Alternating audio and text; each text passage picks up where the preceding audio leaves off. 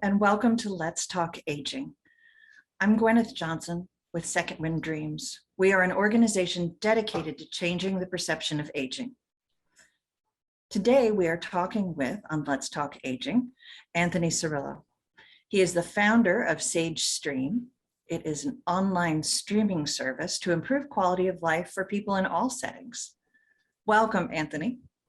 Hey, Gwyneth, thanks for having me. It is a pleasure. So tell us about your organization and your mission. Sure. So there's kind of segments of my life, let's put it that way, that got me to this point. So there's one side of my life, I'm a healthcare professional. Been in the healthcare field for years.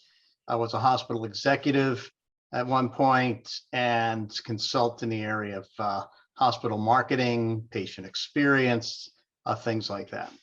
There's a second part of my life that has been in entertainment for longer than I'd done anything else in my life. I was playing in bands underage at 13. I play guitar and keyboards and sing, and I've been to Nashville to record, and I've toured the country, and I do all that kind of stuff musically. Still gig to this day. But how these two careers combined was one day I got tired of playing in nightclubs and bands, and a friend of mine who was working for me at the hospital that I worked at the time was doing literally juggling in senior care facilities. And he said, you don't know there's all these kind of places out there. You should go explore them, see what's up. So I went to a CCRC one day and I sang. And the next thing I knew, when I left Philadelphia, I was doing 100 performances a year part-time in those places. I found out very quickly it was quite gratifying for myself to do that. I was getting a lot of self-fulfillment and I was giving a lot. And so that's kind of how my healthcare career changed into an aging career and continued to remain separate up until the last year. So my healthcare career took me to New York, where I helped launch the healthcare company that worked with seniors in the boroughs of New York. I joked that as the marketing director, I would stage the event, but when I got to the event, I was the DJ, the MC, the singer. And if your name is Cirillo and you sing Frank Sinatra, they bow, so I had a great time in New York, even though it was during the time of 9/11, and I walked through the Trade Center every day, but that's a whole nother discussion. Wow. Anyway, I've been down in the Carolinas for 20 years, still kind of separate careers. My healthcare career has sort of taken a trajectory of kind of consulting, which I don't do as much of anymore, and then kind of developing myself into an influencer in the aging space. So I have a big social media network, a big mailing list of people. I have a newsletter that goes out every month. I write for 60andMe and US News and World Report. I do a segment on a local version of the Today Show every month on aging issues. And most recently, I've in that segment of my life, I was doing more related to caregiving issues. So because some personal situations, we had 5 close family members pass within 4 years. I mean, bing, bang, boom, from the end of 13 to the beginning of 18. So I got very interested in caregiving. I created a caregiver summit that has videos of experts in the field around different stages of journeys of caregiving, including, the usual suspects, as we say, the Ken Dykewalds and Amy Goyers and Teepa Snow, who I serve with on the Dementia Action Alliance. And I also represent some companies that have products that are caregiving related. But about a year ago, and not to be too long-winded, but I got a student from Northeastern University to help me explore this idea of Sage Stream, which wasn't called Sage Stream.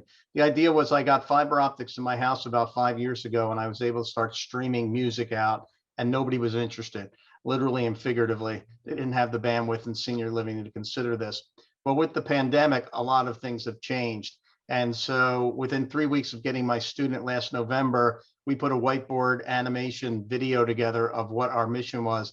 And essentially what we're trying to establish is a live stream education entertainment network that has a live stream daily that goes into senior living and other places, home care, whatever it might be. It's live. So you're getting me or, my guests, some of them who will be pre-taped, but mostly live. Obviously, our goal is to relieve social isolation, also impact cognition and memory as we can as well. And, we found in short order that there's a lot of enthusiasm for this.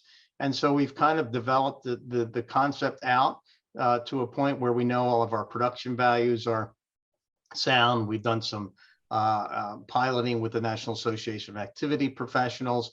And now we're at the stage where we're trying to build out our platform and get funding for that from corporate sponsors or grants or things like that, so that we can take this to the next level. We have amazing roster members who I would defy against anybody else that's out there. I have people who perform with the London Philharmonic. I have people who've been on the stage with Jennifer Hudson, and I have a jazz singer that actually just performed in New York this past weekend for the Cirillo Jazz Festival. So long answer to his question, that what I'm doing now has brought together all the careers I had before. The music career and the whole healthcare career has sort of culminated with this, will probably be my last legacy thing, because my wife's already retired. This is fantastic. How are you reaching your audience, and who are they that you're trying to reach? Well, we'll just stick on the last one, Sage Stream. So obviously, the main targets right now are senior living communities, assisted living, nursing homes, CCRCs, but it can also be home care franchises. It could be national adult day centers. It could be senior centers. It could be churches.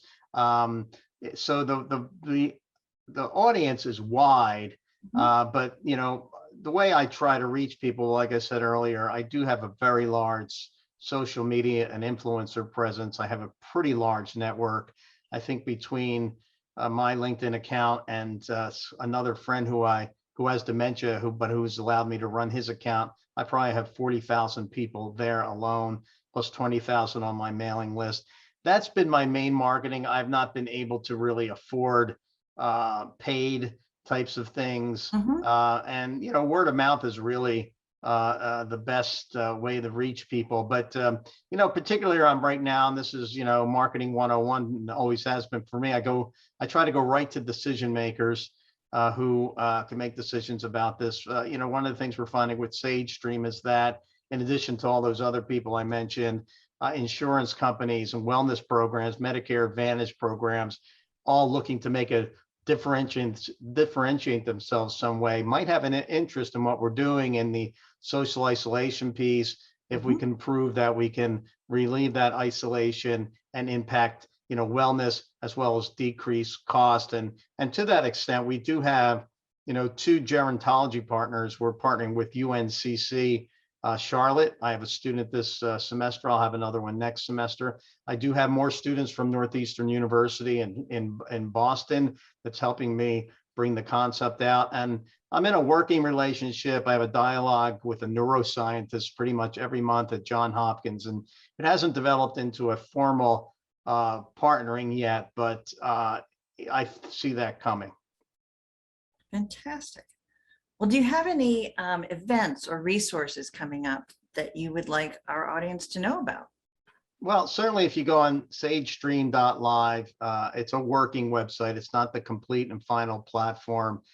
You will find me. I'd also encourage people to link in with me. And we just produced a link. We did a LinkedIn live stream, which I didn't even know you could do. I just found out that they were possible. So we did a LinkedIn live stream about Sage Stream. And it sort of boils down everything I've said and utilizes the production platform that I will use, have been using, and people can kind of see that and see it in action, and how we make it fancy. Very cool. I have one last question for you today. How do you change the perception of aging? Well, I try to do it by example, first of all, by keeping active and doing all the things that I do, first of all, because people sometimes wonder how you juggle all that kind of stuff. But because I'm very active on social media, people will notice a lot of times just by the content that I'm posting. That's how I'm trying to address ageism and things like that. Even my daughter, she's 38, she continues to send me amazing stories of older adults who maybe are participating in athletic events or whatever. the whole idea is, people who age well, and I talk about this in conferences when I go out and speak and keynote, people who age well have certain characteristics, whether it's having a purpose or socialization or, acting like they live in a blue zone or whatever it might be. And I think the more you bring stories of those type of people together to others, that's how we spread the words of positive aging, because there's no doubt, there's all kind of isms out there, but ageism may not get as much press as other isms, but it's certainly as important, if not more so than others. And I'm at the age to kind of feel it. So I know from where I speak, but I think just telling good stories of aging will be one way to help. And I'm hoping with the intergenerational part of what we do with Sage Stream, we'll start to foster even better bonds between young people and the people we're serving. Fantastic. Well, Anthony, it's been a pleasure to talk with you today. I hope our listeners reach out to you, and we will have your information posted with this video as well. All right. Look forward to seeing it. Absolutely. And thank you all for joining us on Let's Talk Aging. When you have time, please check out www.secondwind.org. We have a multitude of programs, and we would like you to look at the family version of the Virtual Dementia Tour. This is something you can do in your home, and it helps you to understand what it is like to live with mid-stage dementia in the very environment that your loved one resides. We look forward to talking with you again on Let's Talk Aging. Thank you.